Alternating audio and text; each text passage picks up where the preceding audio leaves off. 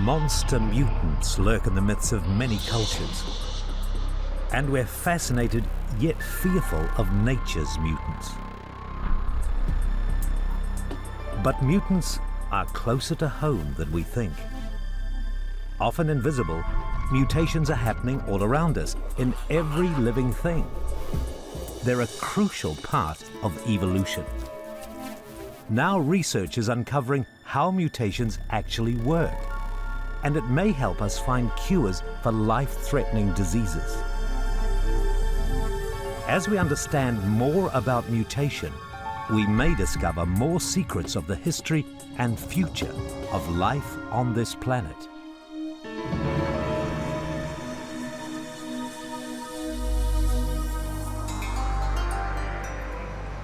In 19th century America, people flocked to dime museums to view the odd, the eerie, and the unexplained. We are a recreation of a 19th century American dime museum. And dime museums, when they sprang up in this country, were full of anything the American public would pay 10 cents to see. People have always been interested in the weird, the strange, the bizarre, the exotic, and the unusual.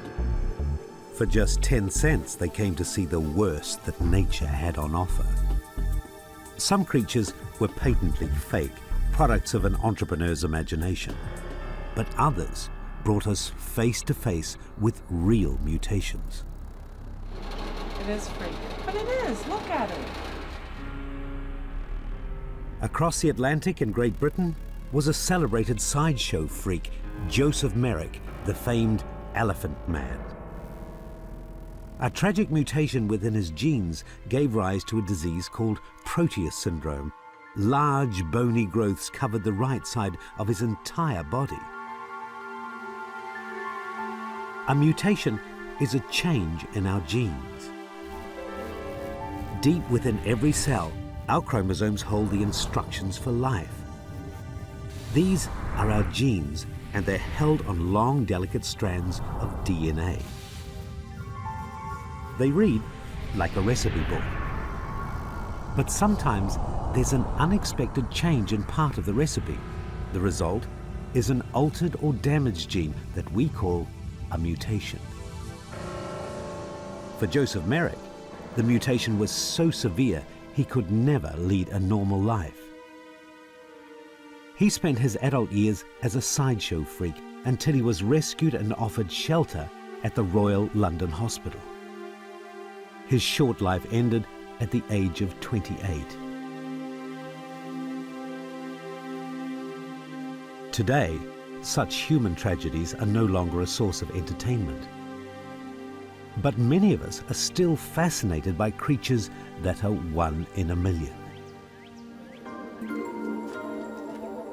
In West Fork, Arkansas, Fred Lally has spent 50 years collecting some most unusual reptiles. This is Zip and his better half, Pip. With this member of Fred's menagerie, it's not clear if the left head knows what the right is doing. They're both equally perfect heads, perfectly aware of everything, but one of them is more of a mild disposition and the other one's a little grouch. And every now and then it doesn't like me fooling with it, it nips me. Fred has been fascinated by reptilian oddities all his life, and he now makes a living taking his mutant pets on tour to summer county fairs. And it's not the most lucrative business, but I do make a living at it, and I'm a free person. But of all the animal anomalies he's encountered in his long career, one stands head and shoulders above the rest. Meet Golden Girls. She's no ordinary snake and came with no ordinary price tag.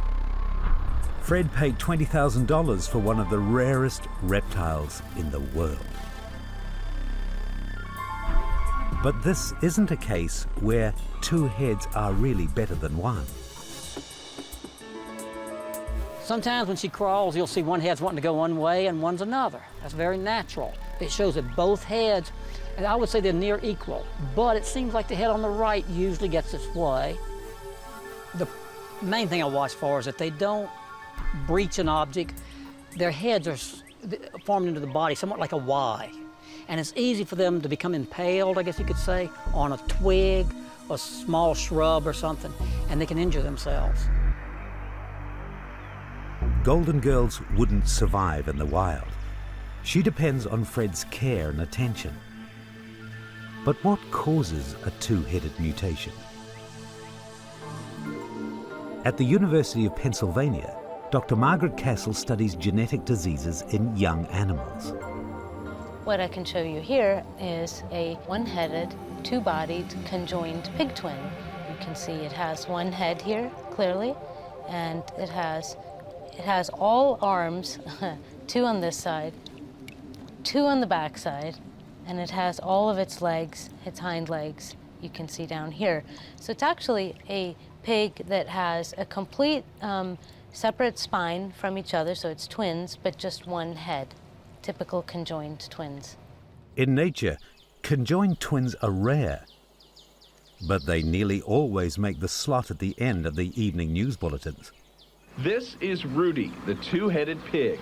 He's got two noses, two mouths, three eyes, and a personality.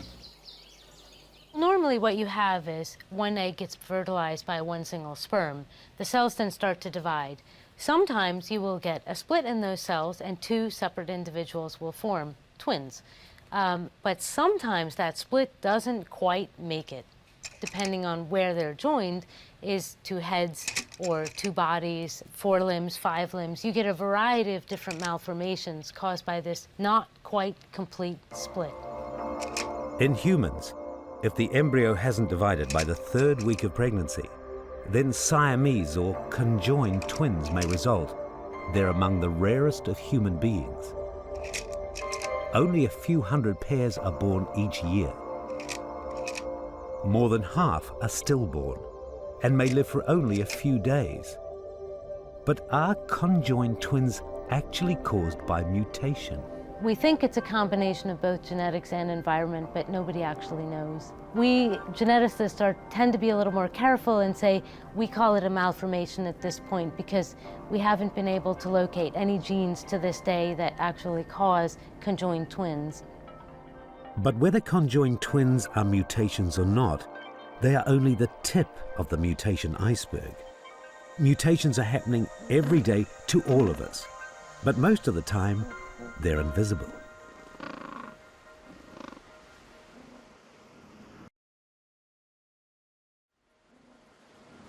For me, a mutation is something that occurs all the time. It's a natural process. Many times, a mutation has no consequence. There's a change in the DNA, but that DNA is not important for the development of the embryo or the physiology of the organs. When the cells in our body divide, they must replicate their DNA. Sometimes that's when a copying error can take place, but usually it's fixed up by our body's own correction system. So we have proofreading enzymes, if you will, that actually zip along the DNA and they go and find a mistake and they get rid of it. They're quite efficient. They work in general. I mean, we'd be long dead if we didn't have these. Proofreading enzymes fix up small mutations on a daily basis. But when they fail to do their job, that's when a mutation occurs. A mutation can occur in any cell in the body, but if it occurs in a cell that gives rise to an egg or a sperm, and those egg or sperm are used to make a child, then that mutation is inherited and passed on to generations. Those mutations could be detrimental and could cause things like birth defects, or they could be beneficial and cause, for instance, stronger bones or whiter teeth, or a change in your hair or eye color, or sometimes the mutations just make me different from you. The townsfolk of Olney, Illinois know only too well about color mutations. Their parks are filled with some of the cutest mutants on the planet, and every evening they come out to play. A population of albino squirrels has settled here and made the town their home. According to local folklore, the first pair of white squirrels appeared in 1902, when William Stroop found them in woods outside the city. Stroop captured the pair and displayed them in the local saloon. Later, they were released into City Park, where they started to breed. In their heyday in the 1940s, the population of albino squirrels reached almost 800. The townsfolk of Olney have given the squirrels pride of place, and they've helped shape the very identity of the town. Olney is not alone in treasuring its albinos. Whenever one of these rare white creatures is discovered, its strangeness captivates us. Thought to be about 40 years old, the crocodile's creamy skin and pale whitish eyes are radically different from the colouring of normal crocs, and according to searchers, the syndrome is extremely rare. But at least they've named the rare creature. From today, he'll be simply Snowy. And two-headedness isn't Golden Girl's only claim to fame. Normal rat snakes are black with a black tongue and eyes. Golden Girl's is also an albino, a case of being doubly blessed or doubly cursed. But whether it's an albino snake or an albino squirrel, the cause of their albinism is the same. Within every cell in the body, our genes hold the DNA instructions for how that body grows and functions. Amongst the thousands of genes in every cell, there are those that determine eye and hair color. In grey squirrels, these genes code for a pigment called melanin, which gives them grey fur and black eyes. But a mutation in these genes means little or no melanin is produced, so there's no color at all in the fur or the eyes. The result is an albino animal. Genes come in pairs, and every baby squirrel receives one from mum and one from dad. It's only when both parents pass on a mutated gene that the baby is an albino.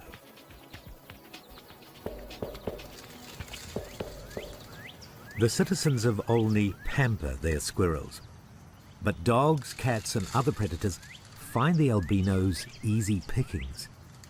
Their eyesight is poor, and without any color for camouflage, they stand out. So these special creatures are at risk.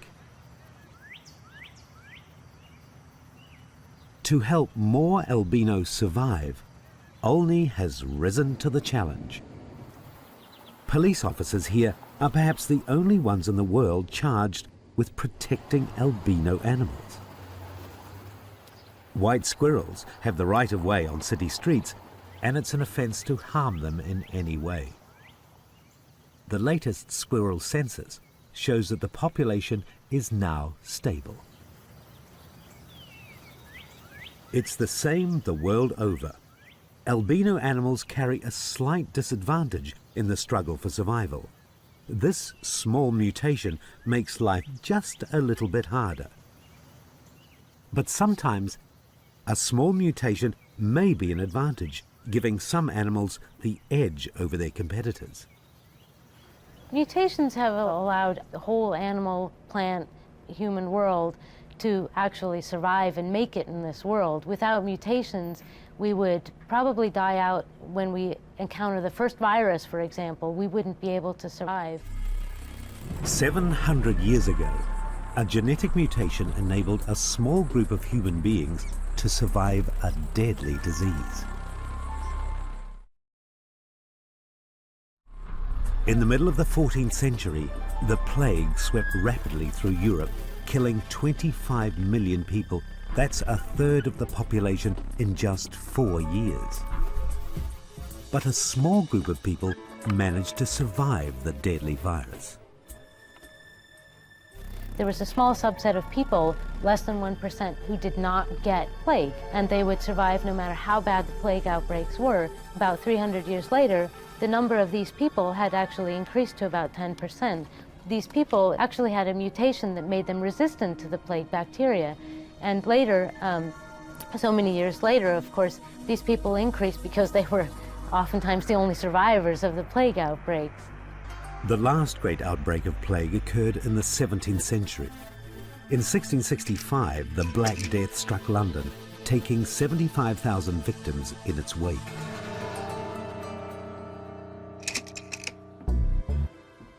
In September of that year, George Vickers, a tailor in the small village of Eyam, received a parcel of cloth from London.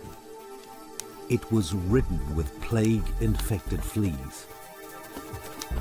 4 days later, Vickers was dead. After many villagers succumbed at an alarming rate, the rector of the village made the momentous decision to quarantine the whole community. It was an heroic and radical act and prevented disease spreading to the surrounding district. But a year later, when the first outsiders ventured into Eyam, they were surprised to find that nearly half the townsfolk had actually survived. Now descendants of these survivors are helping researchers battle a modern-day plague. From previous work undertaken on HIV/AIDS, researchers had isolated a gene known as CCR5. When this gene is active, it allows the HIV virus to penetrate white blood cells, thus spreading the virus through the body. But in people who have the mutation, the HIV virus just can't get into the white blood cells. When researchers analyzed the blood samples from Eyam descendants, they found an unusually high number of people carrying the mutated version of the gene. This mutation may be the reason so many townsfolk survived in 1665 and could hold a key to preventing AIDS.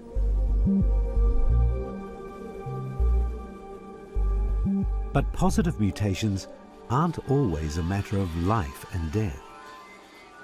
A remarkable mutation arose after human beings first domesticated the cow. Our ancestors were quick to discover that cow's milk was similar to human milk, and so was a good source of nutrition.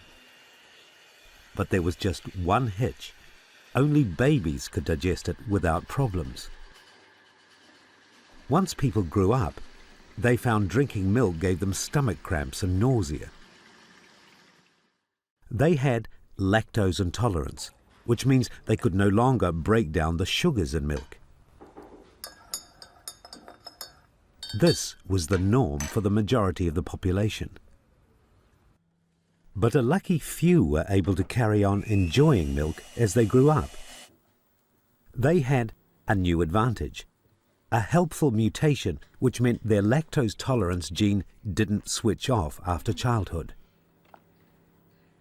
Those with the new mutation thrived and may have been healthier than the rest. They certainly would have had stronger bones and teeth. They may have made more attractive mates and may even have had more children. So in populations where dairying became established, the new mutation slowly spread, enabling most people to enjoy drinking milk throughout their lives. And this new taste for cow's milk wasn't just confined to human beings. Cats probably developed the ability to break down lactose along with humans. As we domesticated cattle and started using milk as a food source, cats that could break down lactose probably did a lot better than the cats that couldn't. But this mutation was mainly helpful in northern European cultures, where dairying became the norm. But in cultures that didn't drink a lot of milk, the mutation simply didn't take hold. And even today, the majority of Africans and Asians are still lactose intolerant. They carry the original version of the gene.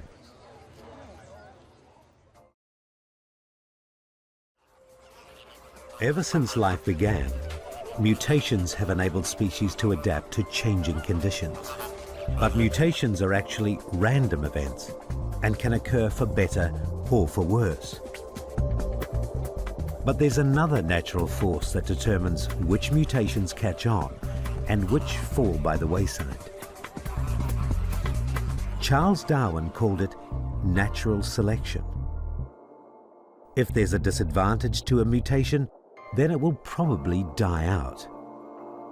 But if there's a positive advantage, then natural selection will ensure that it eventually spreads through the community. Working together, mutation and natural selection are the engines of evolution. Paleontologists can trace millions of years of evolutionary change packed into just a few centimeters of rock. If we consider the history of life, which stretches back more than 500 million years, it's a history of change, and that change is governed by mutation. We do find that some lineage has shifted fairly dramatically, perhaps in response to, say, changing climate or changing food resources, or maybe some sort of change in the type of predator that was after it. When environments begin to change, mutations offer random solutions. An advantageous mutation might help a species survive the new situation, while another species may be faced with extinction. In fact, extinction's really the bread and butter of the history of life, strange to say. And if we think about the groups that went extinct, our normal explanation is that extinction means inability to adapt, that particular lineages of fossils just haven't been able to change enough to keep pace with the changing Earth. And so those organisms weren't mutating enough, they weren't changing enough. While the fossil record gives us a condensed history of evolutionary change, we can see living examples of evolution in action on many of the world's islands. Island populations offer a unique glimpse of how mutation and natural selection can work very quickly under the right conditions. So when you think about a population of organisms or a species, that population contains a large amount of variation, genetic variation, which is mutation has produced over millennia. But when you take two organisms and you put them on an island isolated from the main population where they came from, they're only taking a small part of the variation that they came from. And that may lead to differences in that population arising very, very rapidly. And that's where you tend to see evolutionary change, because when you have small populations, natural selection acts much more strongly. On his famed visit to the Galapagos Islands in 1835, Charles Darwin was fascinated to find so many unique species found nowhere else on Earth. His hunch was that the ancestors of these unique animals had somehow hitchhiked their way from the mainland. And once on the islands, they'd evolved in isolation, each adapting to the new environments they encountered. On the islands, he counted 13 different species of finches. Some lived in the trees, others lived on the ground. Some ate insects and others ate plants and berries. He concluded that one original founding species had, over time, evolved into 13. Each one taking on new roles in the island environment. It was the same everywhere he looked. Even the tortoises had evolved so that you could tell which island they came from just by looking at the shape of their shells.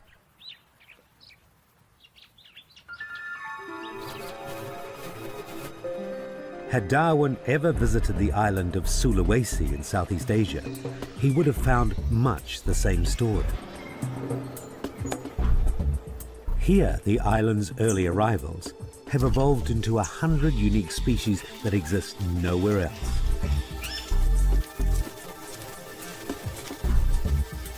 This grey macaque monkey lives on the south coast and is probably closest to the original macaques that rafted here nearly 2 million years ago. Compare that to the black-crested macaque that lives on the northern tip of the island. it's hard to believe that both have descended from common ancestors.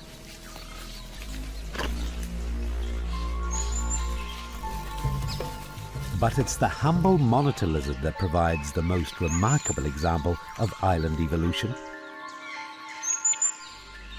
This hardy traveller has colonized many islands in Indonesia, and depending on the situation, has evolved into some strikingly different forms. On an island to the east of Sulawesi, the omnivorous monitor lizard has evolved into the emerald tree monitor, a small and gentle leaf eater, which uses its tail to balance delicately in the canopy.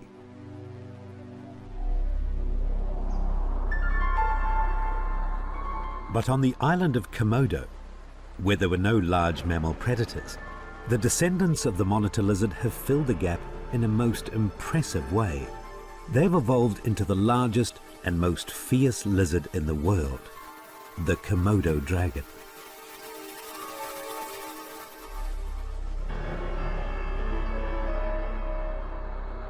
Since life began on Earth, mutation and natural selection have been the twin driving forces behind evolution.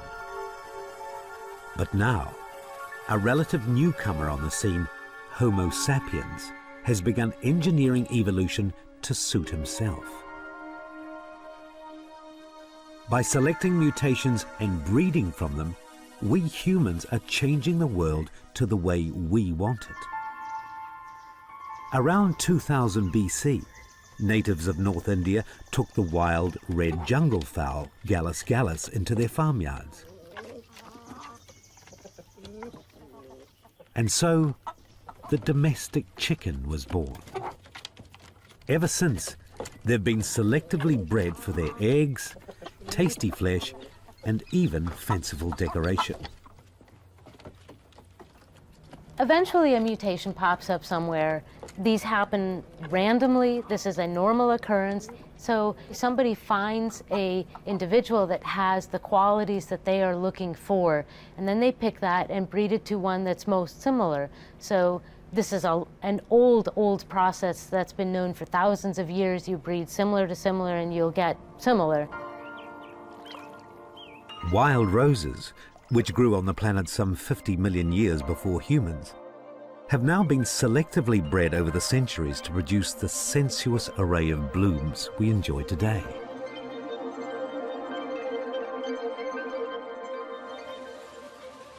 Koi carp have been glittering jewels in the ponds of their admirers for over 400 years. Originally domesticated as a food source by peasant farmers in northern Japan, they then became living works of art. By virtue of the terrain that they lived in, along these long, winding, narrow ravines and gullies, just dotted with thousands of ponds, they were able to notice some of the mutations in their fish. So they put them in different ponds and started developing them.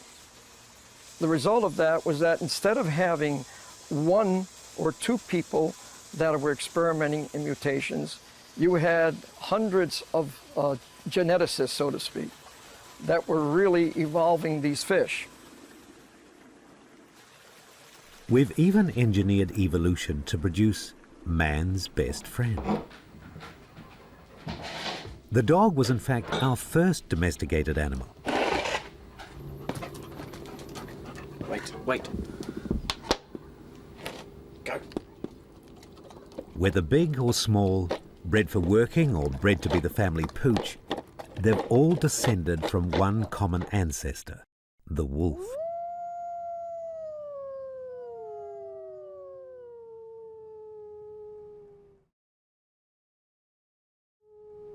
What happened was that certain people found that there were certain subgroups of wolves that seemed to be more tame than others, and these they made then to their companions, and then by selective breeding together what they thought was appropriate for their needs or uses. That's how then the modern-day dog most likely evolved.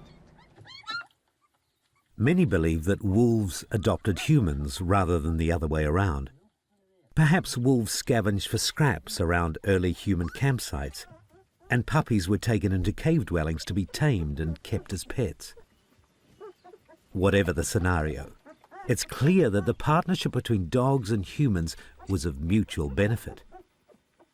Dogs are social animals, and they enjoyed the protection, shelter, and easy access to food that humans provided.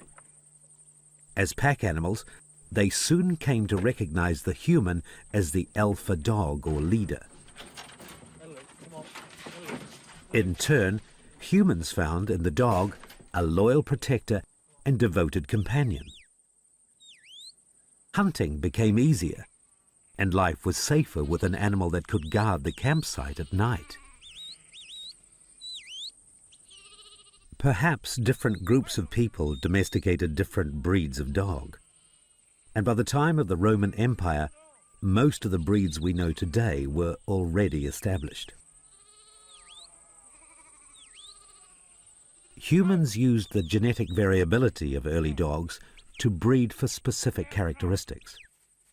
Intelligent and confident dogs were bred together to produce sheepdogs. Today, the heading dog can hunt in a pack the way its ancestors did. It instinctively rounds up its prey animal. Its uncanny ability to stare down the sheep is like its wolf ancestor. But generations of selective breeding means these dogs will only hunt. They won't kill. But some breeds have strayed far from their original purpose and clearly would not survive without us. Brenda Heinsohn owns a most unusual dog. When Brenda's daughter was born allergic to dog hair, she searched for a dog that wouldn't trigger reactions. They discovered the Xolo, or Mexican hairless dog. No one knows when this hairless mutation first occurred, but it's thought the breed originated in the warm climate of northern Africa. But extreme artificial selection has its downsides. Associated with the hairless gene is a lack of the premolar teeth. And you also will see either very stunted or a total absence of the canine teeth. Also, and it doesn't pose any problem for them because they eat just as well. I mean, they don't have a problem with food. Hairlessness may be a bonus for Brenda and her family, but for the Xolo, the lack of protective fur isn't. Too much sun and he will get sunburnt. If you leave him exposed to the sun too long, just like with a person, they can be prone to skin cancer. You have to be very careful with that. Like hairless dogs, we humans are also prone to sunburn, which can lead to skin cancer, another type of cell mutation. Probably one of the most well-known is UV irradiation from the sunlight. Everybody knows you expose yourself too much to the sunlight, you may get cancer because it will change the DNA, the genetic makeup of the skin cells. So each cell has a little blueprint. So if you change that, you get uncontrolled growth, which is basically cancer. Ultraviolet radiation can have devastating effects on our DNA, causing replicating cells to lose the ability to switch off. Cells grow randomly, and cancerous tumors can develop. Radiation from sunlight is a mutagen, an outside force that can cause a mutation in our DNA. But we're also affected by chemical mutagens, and they pop up in some surprising places. The humble barbecue can create a deadly weapon against the human body. Fat drippings from meat can burn. In the resulting smoke are chemicals called PAHs. It's all just part of that barbecue flavor. But once eaten, PAHs can pass into your cells and damage your DNA. Different mutagens cause their damage in different ways. They can scramble your DNA completely. They can take large chunks of your DNA out, invert them, or put them on the other strand. Or you can have just huge deletions, meaning that whole sections of DNA will be missing completely, just zap, gone. The whole world witnessed the effects of a most powerful mutagen during the Second World War, when America unleashed the terrifying spectre of atomic warfare.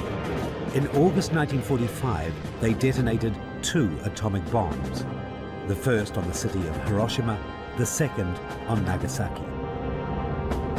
The bombs caused widespread devastation and left a lethal legacy of radiation.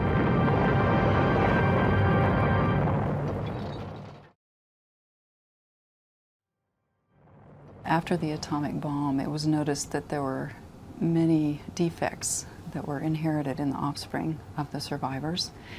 And so a lot of research started in trying to determine how radiation affected DNA and how strongly it affected DNA. When Watson and Crick discovered the structure of DNA in 1953, the science of genetics was coming of age. We now knew that all genes were made up of a series of 3-letter codes, and that even one tiny error in the code could cause a mutation. But the genesis of genetic research began much earlier in the century. One of its unsung heroes is the humble fruit fly.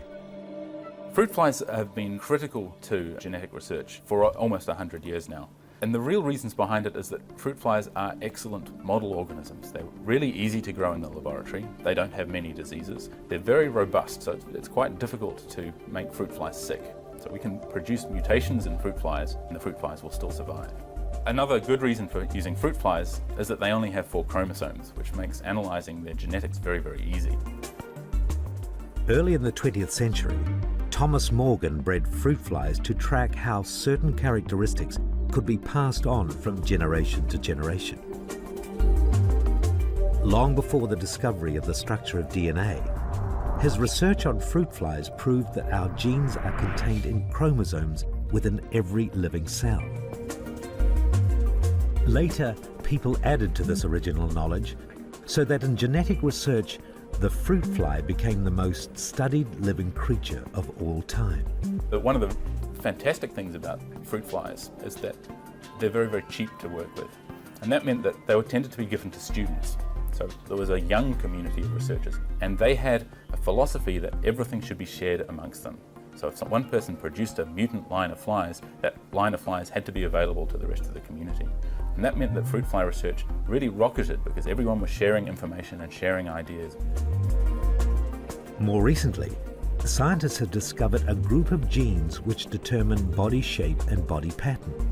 If you alter these genes in fruit flies, you get some very interesting mutations, such as stumpy wings, curly wings, and even legs coming out of the head in place of antennae.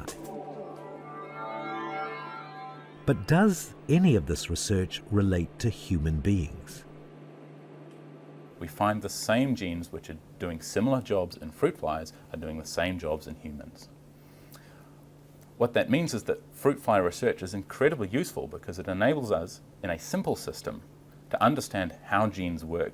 Once we have that information from a simple organism, we can try and use that to understand what's happening in more complex organisms like humans. Using fruit flies, scientists have just found that a so-called chaperone protein may be able to hide or paper over small mutations in the gene code. It's a discovery that has major implications. Over the generations, a family of flies can accumulate many mutations that are hidden harmlessly away. When this protein is working, these mutations never see the light of day. But if it stops doing its job, then mutations that were invisible suddenly appear. And you find that the fruit fly strain that you've been looking at actually has a mutation you never knew about. And this is incredibly important for evolutionary research because it means that organisms can build up inside their own genes a degree of variation which is never seen in the environment. But under stressful circumstances, a change in the environment, change in temperature, those mutations can pop out, appear in the environment, and perhaps be selected by natural selection. If the study of genetics was a major motion picture, then the fruit fly would take the leading role. But to learn more about human genetics, scientists have turned to animals that are a little closer to us on the evolutionary tree. Mice are fast becoming the new superheroes of genetic research. At Baylor College of Medicine in Houston, Texas, geneticist Monica Justice is researching mutation in mice. Monica's work involves studying genetic diseases in mouse populations with the goal of applying that knowledge to the same diseases in humans. Monica and her team use a powerful chemical mutagen to cause mutations in her mouse population which mimic similar conditions in humans. They introduce this chemical mutagen directly into mouse sperm cells. From the offspring, she identifies mutant mice that show signs of a health defect. She then breeds these mutants to create whole families of mice with the same condition. Right now, I have approximately 30,000 mice. And these mice all have different mutations. So some of the mutations cause birth defects. Some of them cause changes in their skin or coat. The mice have almost the same profile of genetic diseases as you would find in the human population.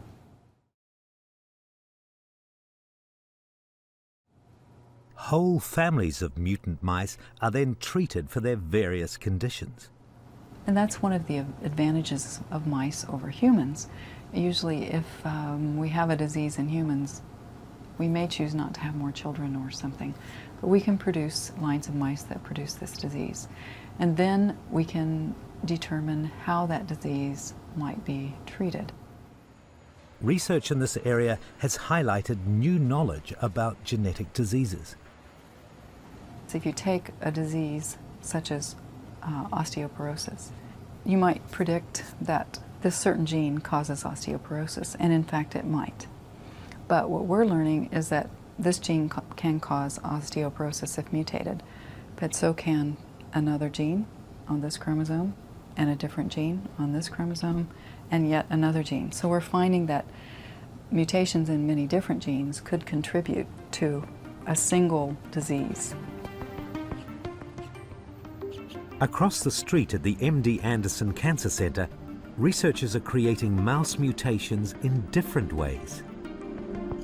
They're targeting individual genes and altering them with pinpoint accuracy. It's a fiddly business, but it's actually possible to insert new genes into a mouse by micro-injecting foreign DNA directly into a fertilized mouse egg. So you have a very, very fine needle, and that pierces the egg and goes into the nucleus, and a solution of DNA is pumped in. Then you can transfer them back into a surrogate mother, and she'll give birth to babies.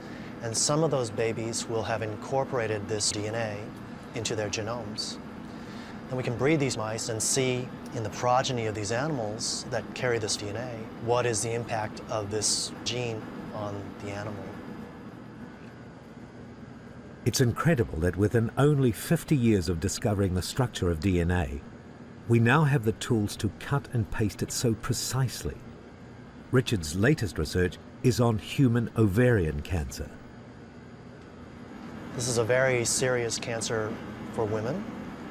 It's usually detected very late. And because it's detected very late, the treatment options are not great. So we decided to use our technologies to model this disease in mice. The team is targeting a mutant gene that's strongly associated with ovarian cancer. They've even constructed this mutant gene in the lab. The next step is to insert the mutant gene into developing mouse embryos.